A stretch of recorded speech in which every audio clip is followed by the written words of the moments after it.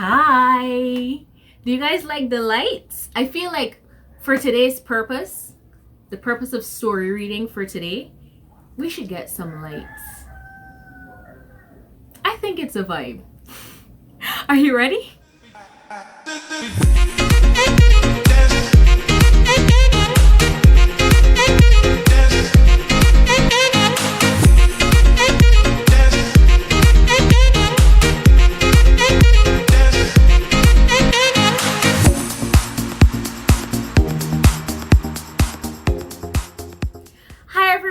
Welcome to another week of story time with me, Auntie Jen.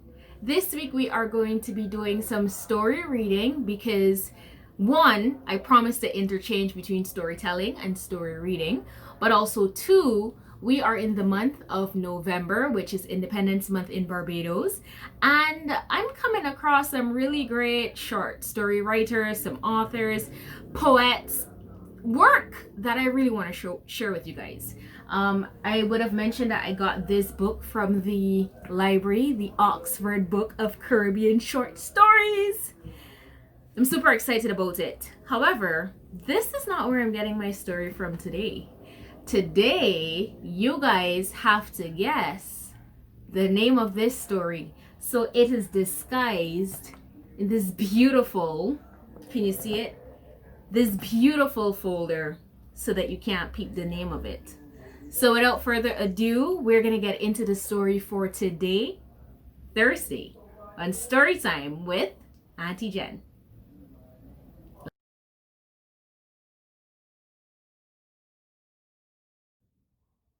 Every village has a bad man of its own, and St. Victoria Village was no exception. It had Mr. Spencer. Mr. Spencer was a real bad man, and not even Big Joe would venture to cross his path. Besides, everybody knew that Mr. Spencer had a gun, and they knew he had used it once or twice too. Mr. Spencer didn't ever go out of his way to interfere with anybody, but everybody knew what happened to anybody who was foolish enough to interfere with Mr. Spencer. Mr. Spencer had a reputation. Now, at the time that I'm speaking of, every morning when Mr. Spencer got up, he made the sign of the cross and went and cleaned his teeth, and then left the house and went into the open yard to look at his banana tree. He had a lovely banana tree. Its trunk was beautiful and long and graceful. The leaves were wide and shiny, and in the morning, with the dewdrops glinting silvery on them, it seemed like something to worship. At least Mr. Spencer thought so. Mr. Spencer's wife used to say, but Selwyn, like you bewitch or something. Every morning, as God said, I see you out there looking up at that tree. What happened? Is you woman or something? Don't tell me you're starting to go dotish. And Mrs. Spencer would say, look, woman, mind your business, eh? And if she was near him, she would collect a clout around her head too. So one morning, Mrs. Spencer got vexed and said, you're going to have to choose between me and that blasted banana tree. Okay, well, you can pack up your things and go as you please, Mrs. Spencer said. So Mrs. Spencer went to her mother. But after all was said and done, Mrs. Spencer really loved her husband. So after 2 days, she came back and begged for forgiveness. Mr. Spencer said, good, you have to learn your lesson. You know just where you stand. Yes, Selwyn, Mrs. Spencer said. That's a good banana tree, Mr. Spencer said. When them bananas ripe and you eat them, you will be glad that I take such good care of that tree. Yes, Selwyn, she said. The banana tree thrived under Mr. Spencer's care. Its bunch of bananas grew and became bigger and lovelier every day. Mr. Spencer said, they could win first prize at any agricultural exhibition, you know, Ellie. Yes, Selwyn, she said. And now, every morning, Mr. Spencer would jump out of bed at the moment he woke up and run outside to look at the banana tree. He would feel the bunch of bananas and murmur, "Yes, they're really coming good. I'm going to give them a few more days." And he would say this every day. Monday morning, he touched them and smiled and said, "They're really coming good. I'm going to give them a couple more days." Tuesday morning, he smiled and said, "A couple more days. They're really coming good." Wednesday morning, and so on and so on and so on. The lovelier the bananas grew, the more Mrs. Spencer would hear of them all through the day. Mr. Spencer would get up from breakfast and say, "I wanted the tree all right. Ellie, you think so? Look, you better go and give it a little water with the hose." Or he would wake up in the middle of the night and rouse his wife and say, "Hey, but Ellie, I wonder if the night temperature ain't too cold for the tree.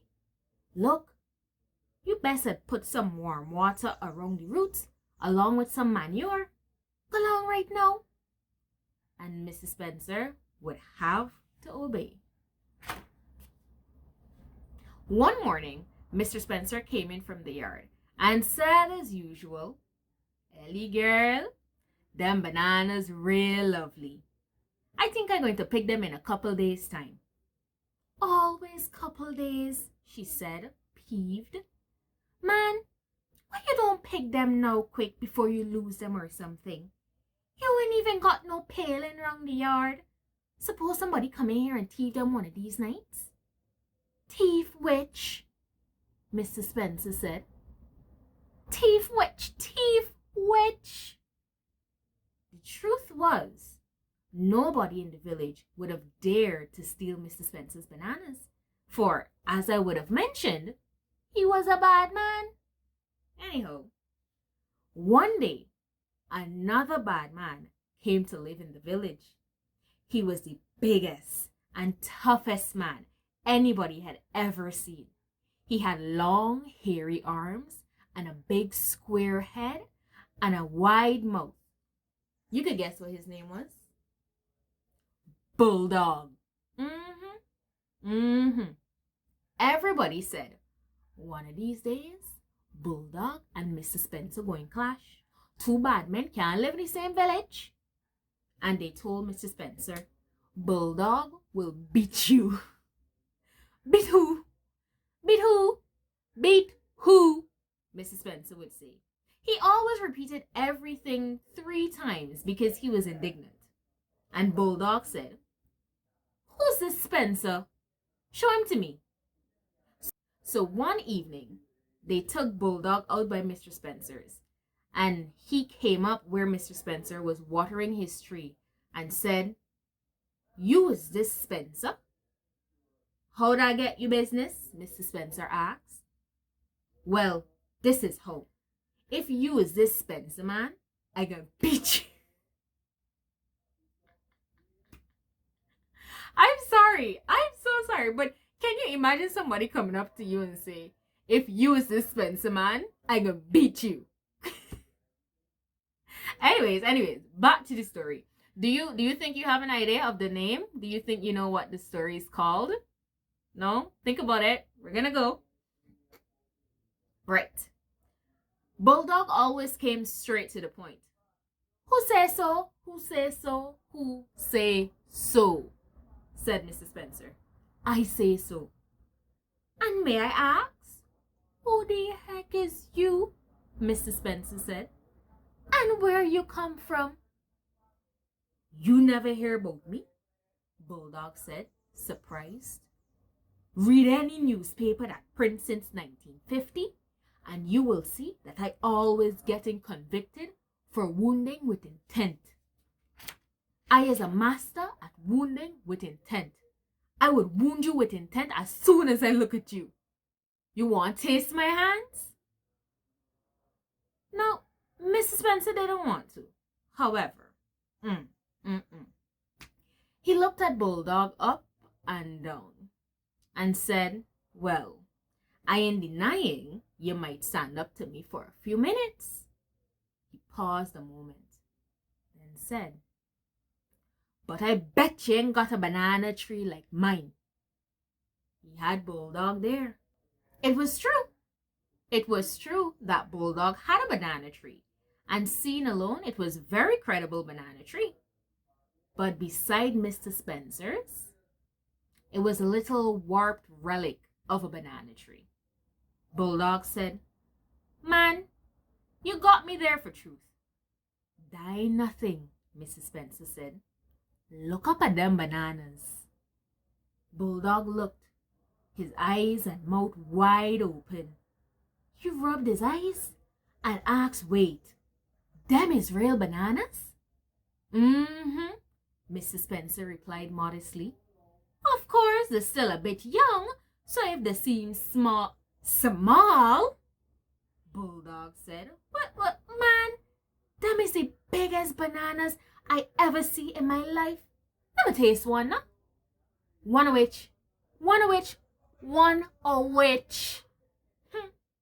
Bulldog didn't like that. "Look, if you get too powerful with me, I bet you lose the whole damn bunch." "Me and you going to get in ropes over them same bananas," Mr. Spencer said. "I can see that. And now, get out my yard before I wound you with intent, and with the same very chopper I got in my hand here." Bulldog left, but he vowed to taste one of Mr. Spencer's bananas if it was the last thing he ever did. Mrs. Spencer told her husband, "Don't go and bring yourself in any trouble with that jailbird. Give you a banana and settle it." "Not for hell," Mrs. Spencer said. "If he want trouble, he come to the right place. Let me catch him round this banana tree. I waiting for he." "Good dear, pick the bananas and eat them real quick now, before he come back and thieve them." "No," Mrs. Spencer said. "I waiting for he. I waiting. Let him come and touch one. Just one, and see what he get." Now, a few days passed. Bulldog had tried to forget Mrs. Spencer's bananas, but he couldn't put them out of his mind. He did everything he could to rid his thoughts of that big, beautiful bunch of bananas, which had tempted him that day in Mrs. Spencer's yard. And then he began to dream about them. He talked about them in his sleep. He began to lose weight. And every day when he passed Mr. Spencer's yard, he would see Mr. Spencer watering the banana tree, or manuring it, or just looking at it. And the bananas would seem to wink at Bulldog and challenge him to come and touch one of them. One morning, Bulldog woke up and said, "I can't stand it no longer. I got to have one of Spencer's bananas today, by the hook or by the crook. I will go and ask him right now." He got up and went to Mrs. Spencer. Mrs. Spencer was in the yard feeling the bananas. He was saying to himself, "Boy, these looking real good. I'm going to pick them tomorrow." Bulldog stood up at the edge of Mrs. Spencer's land. He didn't want to offend him by trespassing. He called out, "Mrs. Spencer, please give me one of your bananas." Mrs. Spencer turned around and saw him. He said, "Look, get out of my sight before I do something ignorant." And Bulldog said, "This is your last chance. If I don't get a banana now, you're losing the whole bunch, you hear?" But look at. Mrs. Spencer was so mad. He could scarcely talk. Now, Bulldog was a conscientious thief, meaning that he was a careful thief. He had certain moral scruples, He liked to give his victims a 50-50 chance. He said, "I going to thief you bananas tonight, Spencer. Don't say I ain't tell you." "You's an idiot," Mrs. Spencer called back. "Why you don't come? I got a rifle and I will clap a shot in the seat of your pants to help me. Anyhow, I going to thief your bananas, Bulldog said. I can't resist it no more. Come as soon as you're ready. But anything you get, you can take. That's okay, Bulldog said. Taking all of them. Mrs. Spencer pointed to a sign under the banana tree. It read, "Trespassers will be persecuted." And for you, persecuting means shooting. Bulldog said nothing, but went home.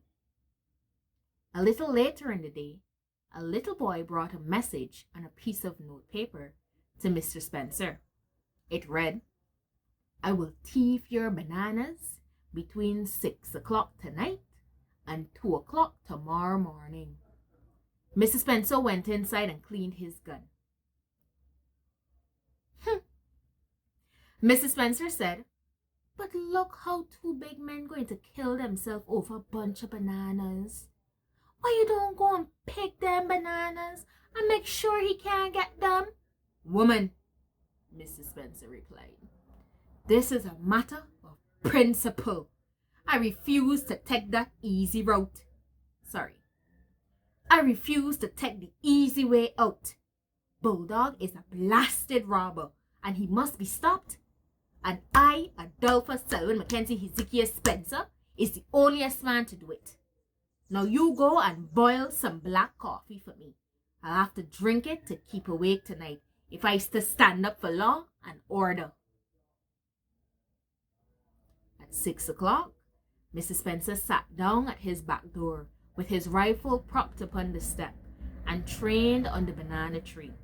He kept his eyes fixed there for the slightest sign of movement and didn't even blink. It was a lovely moonlight night. If he think I'm making sport, let him come. Let him come. Let him come. 7, 8, 9, 10, 11, 12 o'clock, and no sign of Bulldog. And Mr. Spencer hadn't taken his eyes off the banana tree once. In the moonlight, the tree stood there lovely and still, and the bananas glistened. Mr. Spencer said, "They're real good now. I gonna pick them tomorrow without fail." Mrs. Spencer said, "Look, Selwyn, come let me go to bed. The man in a fool. He ain't coming." "Ain't 2 o'clock yet," Mrs. Spencer said. And all that time, Mrs. Spencer kept him supplied with bread and black coffee. He took his food with one hand and disposed of it without ever taking his eyes off the tree. The other hand he kept on the gun, one finger on the trigger. He was determined not to take his eyes off that tree. 1 o'clock, no Bulldog. 1:30, no Bulldog. 1:45, no Bulldog. Mrs. Spencer said, "The man ain't coming. Let me go to bed. It's 1:45 now." "We may as well wait till 2 and done now," Mr. Spencer said. 1:50, no Bulldog. "Heck, this is a waste of good time," Mr. Spencer said. 1:55, no Bulldog. At 1:02, Mr. Spencer looked at his wristwatch to make sure and turned his head and said to his wife, "But look how this damn vagabond make we waste good time." Then he looked back at his banana tree. He stared, mouth open wide. The banana tree stood there, empty, and the only indication that it had once proudly displayed its prize bunch of bananas was a little stream of juice that was dribbling down from the bare broken stem. Step on the wire bed. That is the way the story ends.